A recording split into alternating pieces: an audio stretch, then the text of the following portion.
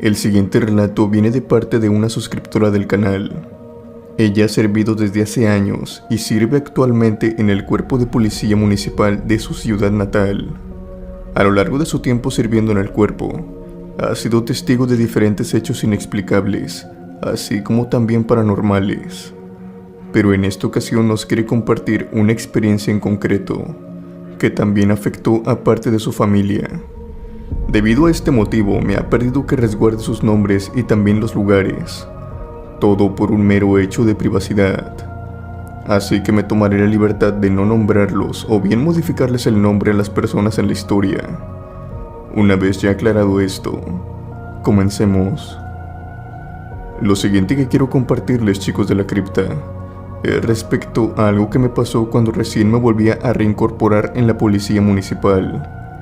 Era el año 2014 y yo me encontraba terminando mi tiempo de descanso que me habían dado, pues acababa de dar a luz a mi segundo hijo y me encontraba en los primeros días de vuelta a estar trabajando.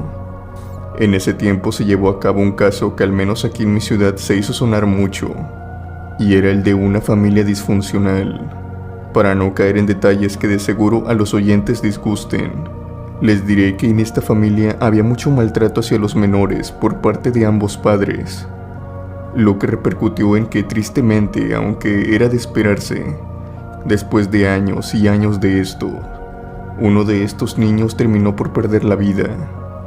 Los padres obviamente fueron denunciados y encarcelados. Por este motivo, uno de los hijos fue retenido en lo que se encontraba un propio tutor. Y en cuanto a la casa donde residía esta familia, se dio la orden de registrarla. A mi equipo le tocó esta parte. Entramos a la casa junto con los investigadores para recoger cualquier prueba o muestra que ayudara en el caso y en el juicio de los padres. Para empezar, se podían notar muchas cosas deplorables, las cuales me ahorraré en contar. Pero puedo decir con total seguridad que los niños eran casi tratados como animales. Había múltiples botellas de licor, por lo que se podía esperar que tanto el padre como la madre fueran alcohólicos. Las habitaciones de los niños, en donde particularmente me quedé mayor tiempo en lo que me respecta, debido a que yo también tenía niños, sentía mucha lástima por lo que les había pasado, tanto así que estuve al borde de llorar cuando sostuve los juguetes, que más bien parecían estar muy viejos. Eran juguetes que tenían muchos años, y algunos estaban hechos de madera, pero no de una manera muy buena. Intuía que a lo mejor los pocos juguetes que tenían los niños seguramente eran de la basura o recogidos de las calles. Lo más seguro es que no hubieran disfrutado ni un solo minuto de su infancia, teniendo la mala suerte de ser hijos de esas personas. Estuve un largo rato en ese cuarto y me llamó la atención un muñeco. Era uno de esos soldados que se suponen tienen múltiples accesorios. En este caso solo contaba con su camuflaje. No sé por qué, pero este fue el único juguete que me llamó lo suficientemente la atención como para tomarlo y verlo de cerca. Cuando estaba mirando el juguete, yo me encontraba sentada en una de las camas, y en eso sentí como claramente alguien se sentaba a mi lado. Percibí como el colchón se hundía tan solo a centímetros de mí. Yo por reflejo volteé, pero no vi nada. Después, casi de inmediato, sentí como si me soplaran en la nuca. Yo tenía el pelo agarrado, por lo que lo pude percibir de una manera muy rápida. Era como si me soplaran. Cabe decir que en la habitación no había ventanas, por lo que no había por donde una corriente de aire pasara. Acto seguido me levanté de la cama y al mismo tiempo que lo hice, escuché el sonido de unos talones impactando con el piso. Era como si alguien estuviera arriba de la cama y saltara de esta para caer de pie en el piso. Yo me detuve y me quedé quieta, pues la verdad me sacó mucho de sí. Me quedé un momento en silencio hasta que un compañero mío vino a la habitación y me llamó. Yo me salí de esta sin percatarme que aún traía el muñeco en mi mano. Cuando salí de la casa e íbamos camino a la estación donde se encontraba el otro hermanito, tomé la decisión de llevarle el juguete, pues lo traía en la mano al salir de la casa. Al llegar a la estación me di con la sorpresa de que el niño tenía que ser atendido por psicólogos y más especialistas, pues el pobre había presenciado todo. En fin, para no entrar en más detalles, no pude entregarle nada al niño, y conforme pasó el día, terminé por olvidarlo. Cuando por fin estaba por llegar a mi casa, me di cuenta que aún traía el muñeco en mi bolso. Yo tengo 2 hijos varones, por lo que lo escondí rápidamente. Sabía que si lo lograba ver mi hijo mayor, que en ese momento tenía 6 años, no me dejaría descansar hasta dárselo. En ese entonces mi otro hijo tenía apenas poco más de un mes de nacido, así que al entrar en la casa escondí sutilmente el muñeco en un armario que tenía de frente a nuestro baño. Lo puse en el lugar más alto de este para que mi hijo no lo encontrara. Al pasar los días, yo hacía el intento de regresar al muñeco, pero por una u otra cosa no podía hacerlo. Tampoco me sentía muy bien de tirarlo, pues a lo mejor había pertenecido al hermanito que había perdido la vida, y quería dárselo al otro para que lo recordara.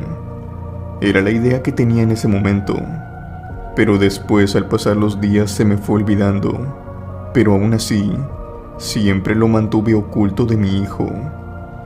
No sé cuándo exactamente, pero aquel muñeco pasó a estar indefinidamente en aquel armario. Pasaron más semanas, incluso creo que hasta meses, cuando una noche me desperté por la madrugada. Me dirigí al baño cuando en el camino me encontré con mi hijo. Tenía la luz del pasillo que daba al baño encendida y casi venía corriendo. Yo lo detuve y le pregunté qué era lo que estaba haciendo a esas horas. Al principio me dijo que nada, y después de pensar un poco, me dijo que había ido al baño. Conozco muy bien a mi hijo y sabía que me estaba mintiendo, pero en ese momento iba con mucho sueño y lo dejé pasar.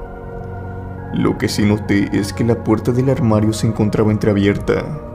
Esta siempre se encontraba cerrada, pero le resté importancia aquella noche. Días después, cuando me encontraba en mi turno en una gasolinera por eso de la medianoche, y justo cuando desvié la mirada mientras me llenaban el tanque de gasolina de la motocicleta, vi a mi hijo de 6 años al otro lado de la calle de donde me encontraba. En ese momento encendí la motocicleta para pasar al otro lado, pero rápidamente lo perdí de vista entre los coches que pasaban. Llamé a mi casa y me contestó mi madre, que era la que me cuidaba a los niños, y le pregunté si mi hijo estaba en la casa o si habían salido. Ella me contestó algo extrañada que no habían salido a ningún lado, y que mi hijo se encontraba en su recámara jugando. Le dije que lo pusiera al teléfono, pues quería escuchar su voz y cerciorarme que se encontrara en casa. Al poner a mi hijo al teléfono, noté que este se reía, o más bien trataba de no hacerlo, como si se estuviera conteniendo. Le pregunté el por qué tanta risa, pero él no me respondió. Esto no acabó aquí. Varias veces vi a mi hijo por la calle, o bueno, pensaba que era mi hijo. Lo veía claramente, a veces por el espejo retrovisor de la patrulla, otras veces cruzando la calle frente a mí entre las personas, e incluso dentro de la patrulla, pero como en todas las ocasiones, este desaparecía después de unos instantes de haberme percatado de su presencia. Al principio pensé que era porque me sentía muy cansada, y que era debido a estrés o porque quería estar con mi familia. Tan solo 2 días después, las cosas fueron empeorando. A mi otro hijo, el que acababa de nacer, empezaron a salirle moretones. Estos eran alarmantes, pues se le podía notar sangre en su piel, como si a este lo acabaran de succionar. Esto se repitió por varias noches. En aquel entonces, él dormía en mis brazos, por lo que no me explicaba el porqué de los moretones. Una noche traté de quedarme despierta, y esa noche vi que algo andaba mal en mi casa o en mi familia. Vi la sombra de algo rondar en mi habitación. Lo vi de forma muy clara, por lo que pensé genuinamente que había alguien dentro de la casa. Yo siempre guardaba un taser para defensa propia a un lado de mi cama, por lo que encendí la luz y lo tomé, pero ya no pude ver nada. Simplemente era como si se hubiera disipado en el aire. Esa noche mi bebé no amaneció con ningún moretón, pero no sabía lo que me esperaba la próxima noche. Esto se volvió a repetir otra noche, pero 100 veces peor. En esta ocasión yo no podía moverme. Estaba como petrificada en mi cama, pero era consciente de todo. Aquella noche vi como esta sombra salía por entre una de las esquinas de la habitación y se acercaba a mi hijo. Yo intentaba moverme, Intentaba gritar o algo, pero no podía. Era horrible esa sensación de estar expuesta y no poder hacer nada para evitarlo. No sé cuánto tiempo esta cosa pasó al lado de mi hijo, pero cuando por fin desapareció y yo me pude mover de vuelta, quería pensar que todo había sido una pesadilla, que era un mal sueño solamente. Al encender la luz supe que esto no eran cosas imaginadas de mi parte, pues donde esta cosa se había acercado, pude ver que un nuevo moretón le había salido a mi hijo. Entré en desesperación y le llamé a mi madre por teléfono para que viniera. Necesitaba estar con alguien. Estaba llorando y temblando. Mi madre llegó después de una hora y me encontró muy alterada. Ella se quedó conmigo esa noche y me dijo que se quedaría los días que hicieran falta. Pasó ese día y en la noche cuando llegué del trabajo mi madre me dijo otra cosa. Algo que a decir verdad yo ya presentía. Ella me dijo que mi hijo mayor, cuando se encontraba jugando dentro de su habitación, se comportaba extraño. Al principio mi madre me aclara que pensó que solo se trataba de que estaba jugando y su imaginación, pero todo empezó a darle un mal presentimiento cuando mi hijo le confesó que tenía un amigo imaginario. Ella le sacó cierta información porque lo consentía mucho, y mi hijo le tenía mucha confianza. Por lo tanto, le dijo que jugaba con su amigo en el cuarto, y después se veían entre las noches afuera del baño. Y en ese momento recordé la otra vez que vi a mi hijo venir del baño. Ahora ya sabía lo que me ocultaba, pero mi madre me dijo algo más, algo que me dejó aterrada hasta el día siguiente. Y es que mi hijo le dijo a mi madre que su amigo imaginario iba a visitarme por las noches cuando ellos dos terminaban de jugar, y que después este se despedía de su hermanito. Después le pregunté a mi madre si creía en todo lo que estaba diciendo mi hijo, o si había visto algo extraño en la casa. Ella sentó con la cabeza en silencio y después me explicó que diario veía algo. Ella dice que a veces le tocaban la puerta del armario y que cuando se encontraba entreabierta sentía como alguien la observaba desde adentro. Además de que a veces cuando acercaba el oído a la puerta de la habitación de mi hijo mayor, se podía escuchar como había una voz hablando con él. Mi madre me dijo que a pesar de todo el asunto del amigo imaginario, ella sentía que el verdadero problema venía del armario, ya que cada vez que pasaba sentía como un ambiente muy pesado. Yo no podía negar esto porque, a decir verdad, yo que no creo en esas cosas lo había notado. Ese armario últimamente inspiraba temor. Pero esa misma noche lo abrí y saqué todas las cosas que había dentro, esperando encontrar algo anormal o algo que explicase todo lo que estaba pasando. Por suerte, debido al miedo que sentía en ese momento, hice memoria de todo lo que se supone debería haber adentro, y fue cuando caí en cuenta de que aquel muñeco no se encontraba. Sin hacer mucho ruido me dirigí a la habitación de mi hijo y de un impulso la abrí súbitamente. Pude ver el muñeco. Mi hijo lo sostenía en sus manos. Acto seguido lo subí a la patrulla y arranqué de inmediato para tirarlo debajo de un puente en una cañería. Esa noche y las siguientes todos dormimos en la misma habitación, hasta que vino un sacerdote a bendecir la casa y más en específico aquel armario. Por suerte ya no volvimos a vivir ninguna experiencia parecida. Ahora toca decirles algunas cosas las cuales me enteré después de todo esto. Mi hijo me contó que la primera vez que vio a este ente fue antes de entrar al baño, y a diferencia de lo que pensaba yo y otros, lo que se le presentó no era un niño, sino que me explicó que fue un hombre. Siempre fue un hombre. Lo cual tenía mucho sentido, pues la sombra que vi en mi habitación era del tamaño de un hombre mayor. Después me dijo que este hombre a veces me iba a visitar en donde estaba y según él me jugaba bromas. Las bromas era que veía a mi hijo en todas partes a horas de la madrugada. Obviamente esta cosa siempre lo manejó a forma de broma con mi hijo, pero en realidad nos estaba haciendo daño. Y eso no fue todo, pues resulta que ese juguete no pertenecía a los niños de aquel matrimonio, sino que en realidad este le pertenecía al padre. El padre había perdido la vida en prisión debido a una riña dentro de esta a los pocos días de haber ingresado. Este dato me aterró aún más, pues el ente con el cual mi hijo socializó todo ese tiempo no era otro sino el de ese hombre. O eso es lo que creo. En fin, debido a esto, he aprendido a que no debemos tomar cosas que no nos pertenecen, sobre todo si ésta recientemente ha pertenecido a un muerto.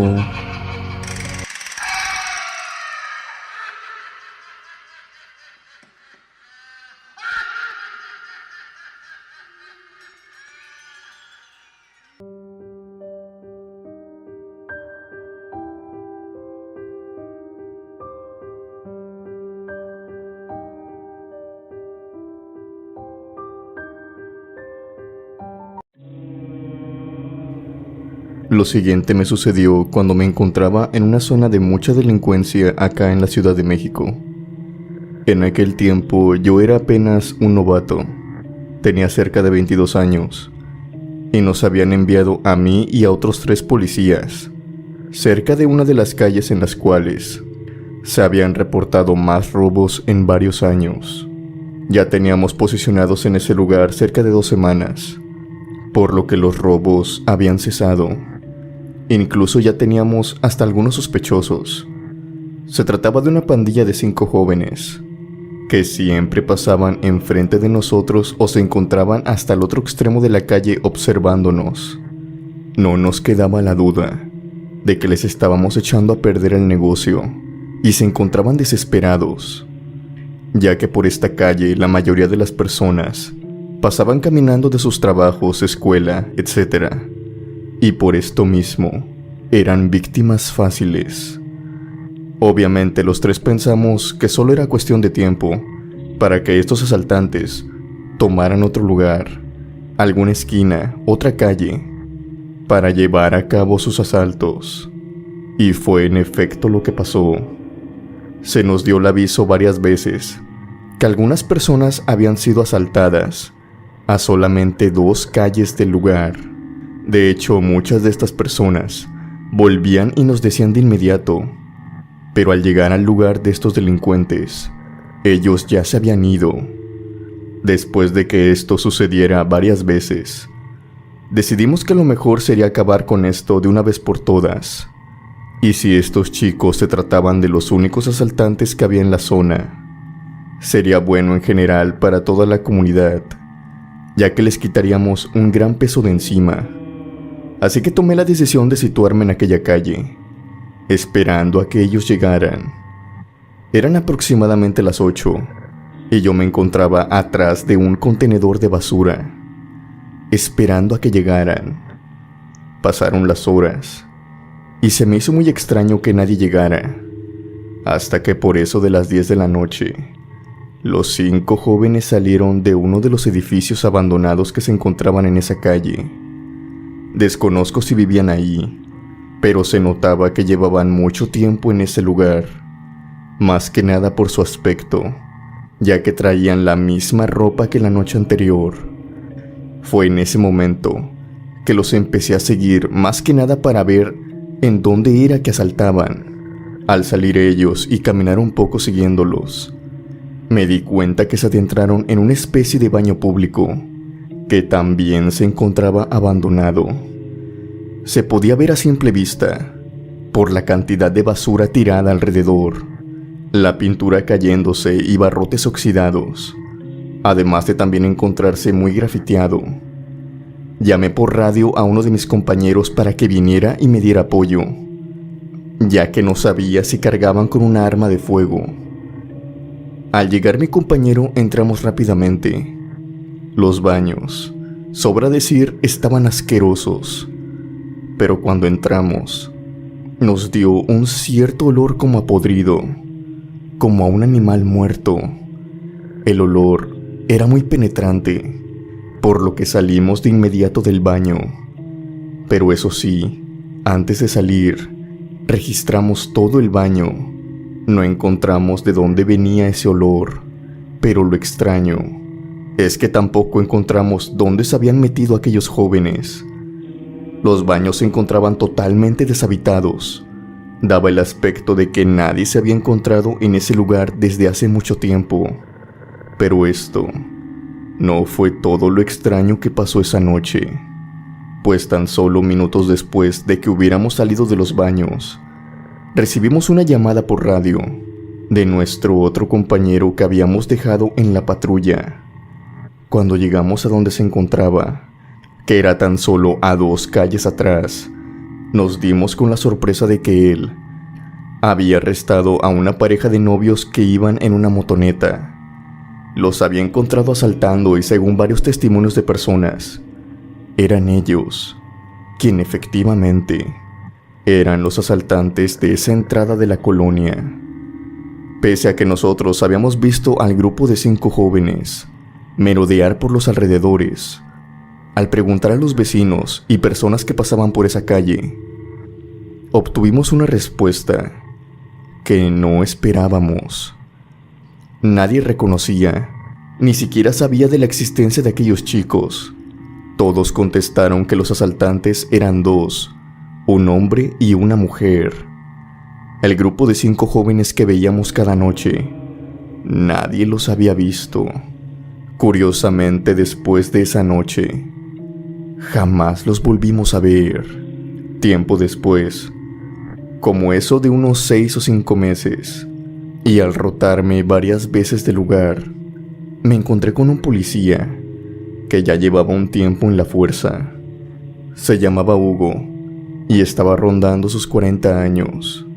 Entre la plática que tuvimos, yo le comenté sobre esto que había sucedido meses atrás. Le dije que lo más probable era que estos chicos se hubieran cambiado de punto, o a lo mejor era porque vivían en la calle. Él guardó silencio unos segundos, y después de esto, sin pelos en la lengua, me dijo que esos muchachos no eran personas, sino que se trataban de almas, de fantasmas, espíritus errantes, los llamó así, que vagaban en esas calles de vez en cuando. Me platicó que anteriormente había ciertas pandillas que ya estaban aspirando a convertirse en cárteles, y que en ese sitio se llevaron a cabo algunos encuentros que acabaron con la vida de muchos jóvenes, y que más concretamente en esos baños se almacenaron algunos cuerpos que después, al pasar el tiempo y la descomposición hizo lo suyo, los terminaron sacando. El olor era nauseabundo, y esa zona pasó a ser prácticamente una zona fantasma. Nadie quería habitar cerca de esos lugares. Yo no sé si lo que vimos en realidad se trataba de un fantasma, o a lo mejor, y lo que quiero creer, es que en verdad se trataba de algunos jóvenes que vivían en la calle y solo estuvieron ahí un rato. Pero también está el hecho de que cuando fui a los baños, ellos prácticamente desaparecieron. No había ninguna otra salida, y ese olor era repugnante.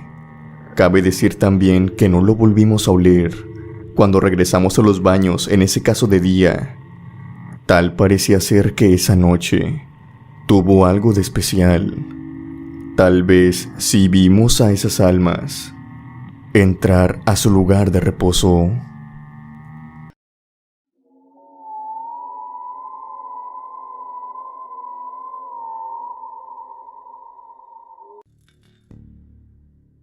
Esto me sucedió mientras estaba trabajando como policía. En una ocasión se nos dio un llamado al cual era para atender una urgencia. Más bien, era un conflicto familiar que había resultado en un fallecimiento. No daré muchos detalles, ya que se trata de una familia disfuncional. El caso fue que al llegar nosotros, la ambulancia junto con los paramédicos ya se encontraban en el lugar.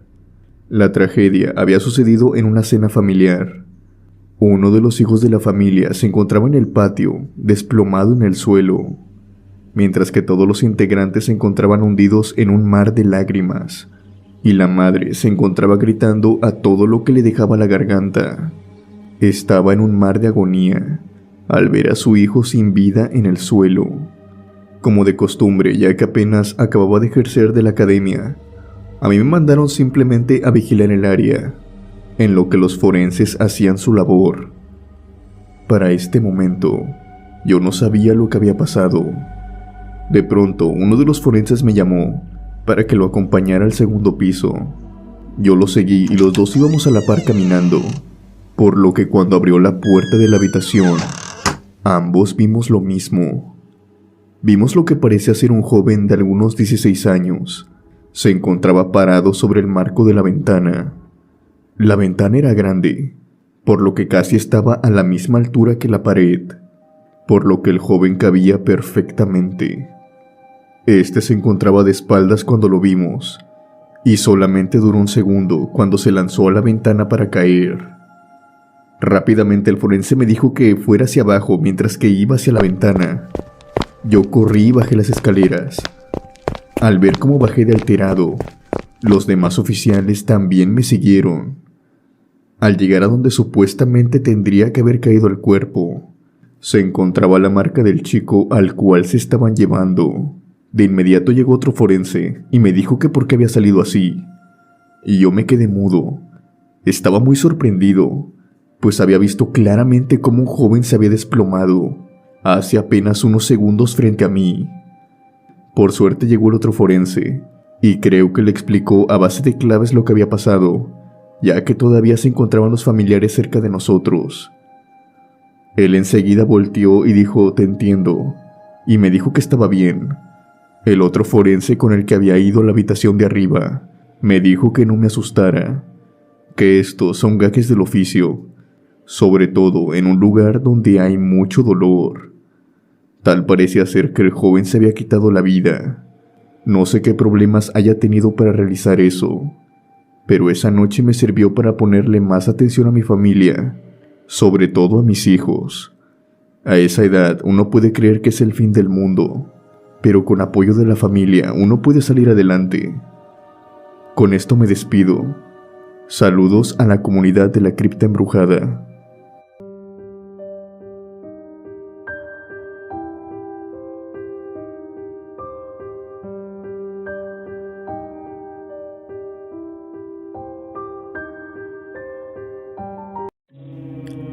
Lo que les quiero contar a continuación sucedió en un periodo en el cual me encontraba con demasiados problemas en mi vida personal, y creo que, en lo particular, esto fue lo que atrajo más a mi vida este tipo de males.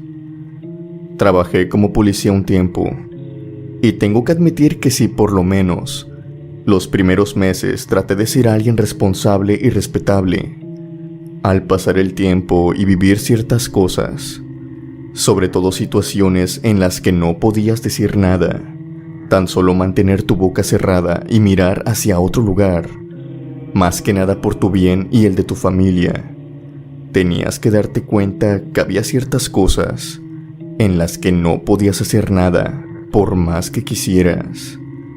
Al asumir esto, mi trabajo pasó a cierto grado de no importarme y me volví codicioso.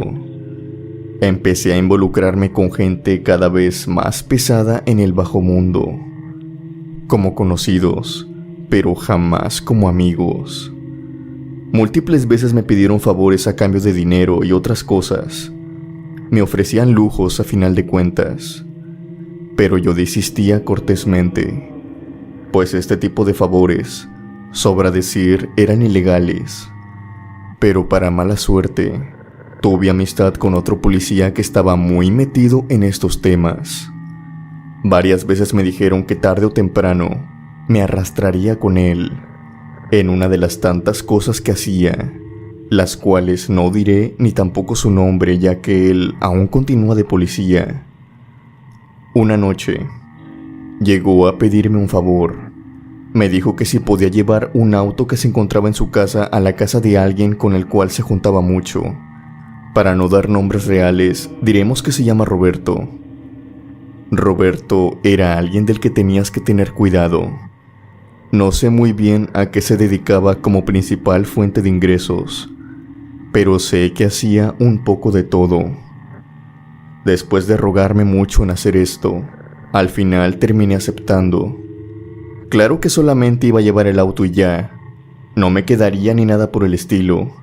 Él aceptó y me dio las indicaciones. ¿A dónde tenía que llegar? Se trataba de un rancho, el cual no se encontraba muy lejos de la localidad. y había transporte muy cerca a unos cuantos minutos. A pesar de ser de noche, siempre pasaba transporte. Estaba de camino. Las calles pavimentadas habían quedado atrás.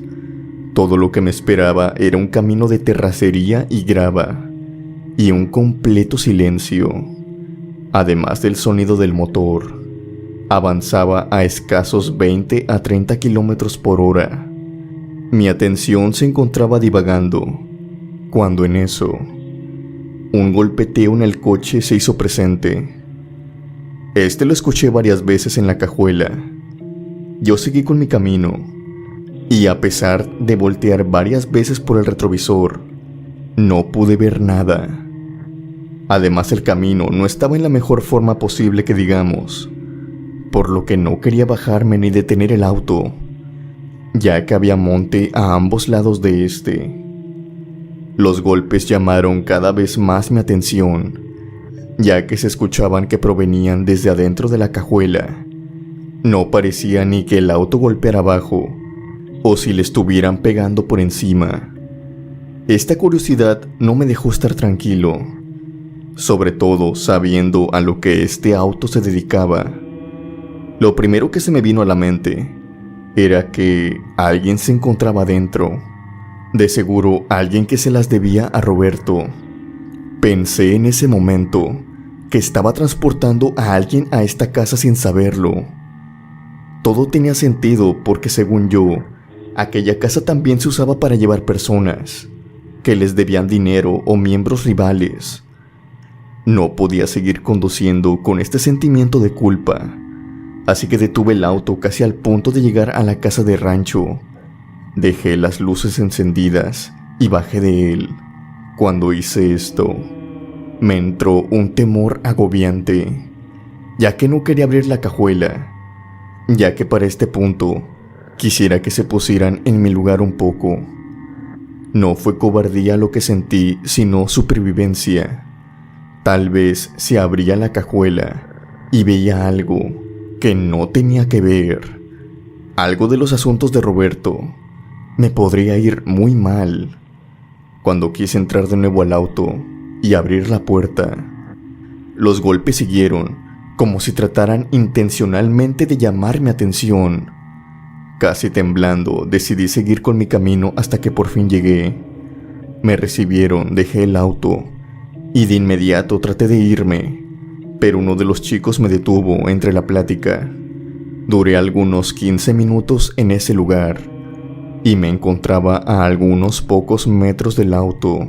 Sin embargo, nadie se acercó al auto y los ruidos, aquellos insaciables golpes, dejaron de sonar como si nada hubiera pasado. A la siguiente semana yo no pude contener la duda que tenía y le pregunté a mi amigo si me había engañado llevando el auto. Le pedí que me dijera la verdad, si acaso llevaba a alguien en la cajuela, pero él me dijo que no. Me juró que jamás me pondría en una situación peligrosa o parecida, pero sin embargo, esos golpes en la cajuela también los había escuchado él algunas veces, cuando iba a dejar de igual manera el auto. Pero al contrario de mí, él se abrió varias veces esa cajuela, simplemente para darse cuenta que no había nadie adentro. Los dos pensamos lo mismo, que ese auto se usaba para transportar otro tipo de cosas además de solo mercancía, tal vez víctimas desesperadas, que les aguardaba un destino mucho peor que la muerte. Por esta experiencia y algunas otras, dejé la policía. Ya no quería jugar en ambos bandos. Ahora por lo menos llevo una vida normal y sin preocupaciones. Gracias por compartir mi experiencia.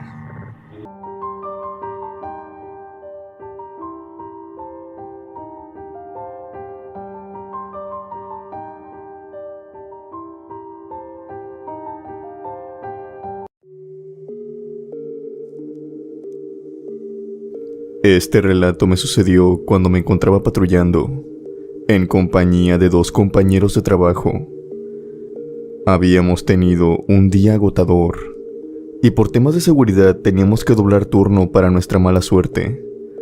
Nos encontrábamos sin pegar un solo ojo, y con demasiado sueño. Al dar las 3 de la mañana, esto se hizo más evidente. Tomamos la decisión de tomar turnos para dormir. Detuvimos la patrulla en la parte trasera de un cementerio. A nosotros no nos pareció mala idea. Les voy a aclarar que no somos supersticiosos ni nada de eso. Más que nada nos detuvimos en ese lugar por temor a ser descubiertos por otros elementos. Además de que no pensábamos estar en él mucho tiempo. Tan solo lo suficiente para retomar energías. A lo máximo unas 3 horas. Éramos 3 en aquel momento. Uno de mis compañeros de nombre Andrés se ofreció a ser el primero que cuidaría mientras nosotros dormíamos. Lo último que recuerdo haber visto de él, antes de cerrar los ojos, fue verlo fumar de pie, enfrente del cementerio. Después de eso me quedé profundamente dormido, lo cual no me llevó mucho tiempo. De pronto me desperté súbitamente. Sentí en mi sueño como si fuera a caer, y me sobresalté. A pesar de haber despertado de esa manera, sentí aún demasiado sueño, por lo que de nuevo me estaba quedando dormido. Al voltear para acomodarme, me di cuenta que éramos 3 personas recostadas en la caja de la camioneta. Por lógica pensé que Andrés simplemente no había aguantado el sueño y había decidido acostarse junto con nosotros. No quise reclamar ni nada parecido, solamente me quería dormir un poco. Me volteé y me quedé mirando hacia afuera de la caja, hacia el cementerio, y en eso pude ver una silueta que se iba acercando. Estaba por cerrar los ojos, cuando reconocí el uniforme que esta silueta portaba, y al ponerle más atención, reconocí que se trataba de Andrés. Él no se encontraba dormido, aún se encontraba caminando. En ese momento empecé a sentir un aire frío que lentamente fue recorriendo toda mi espalda. Me quedé petrificado. Si Andrés se encontraba caminando enfrente de mí, entonces, ¿quién era el que estaba recostado a mi lado? De pronto todo ese aire frío que tenía en mi espalda pasó a centrarse en mi hombro. Una mano muy larga y fría estaba tocándome. Bajó su palma hasta tocar mi pecho. En ese momento sentí muchas punzadas en este. Mi corazón me dolía y no podía respirar. Las punzadas que sentía eran como alfileres, que se incrustaban una y otra vez en mi pecho. Terminaron por provocarme un dolor extremo, que terminé durmiéndome debido a este, o más bien desmayándome. Fue la experiencia más claustrofóbica y dolorosa que he tenido. Me sentía aprisionado y asfixiado a la vez. Mis compañeros me despertaron, ya que tenía un color de piel muy alarmante. Prácticamente mi cara estaba morada. Cuando desperté di un gran suspiro y empecé a tomar aire, como si me estuviera ahogando. Tenía dolorido el pecho y todavía tenía escalofrío. Cuando les dije que había alguien más en la camioneta, ellos trataron de ser amables conmigo, pero me dijeron que no, que nadie había dormido ahí más que nosotros 2. Andrés me dijo que lo más probable es que hubiera sido una pesadilla, pero Narciso, el otro oficial que también se encontraba dormido, nos dijo que él también había sentido algo extraño, o más bien había soñado algo extraño. Él dijo que había soñado con un esqueleto, que él se encontraba en su cama recostado y estaba abrazando a este esqueleto, mirándolo de frente. De pronto empezó a sentir mucho frío, y fue este mismo frío el que lo levantó. Ambos coincidíamos en que algo había dormido con nosotros aquella noche, pero lo vimos en diferentes modos. Él lo vio en el sueño, en cambio yo lo vi y lo sentí en carne propia. Esta experiencia se la atribuimos al cementerio, a que estábamos muy cerca de este, que permitimos que algo nos acompañara esa noche. Por otro lado, algunos familiares me dicen que no fue un espíritu del cementerio, sino que después de escuchar todo esto, el frío que sentí, junto con aquella mano espectral, las punzadas en mi pecho y el esqueleto que había soñado mi otro compañero, apuntaban a que esa noche la muerte había dormido con nosotros.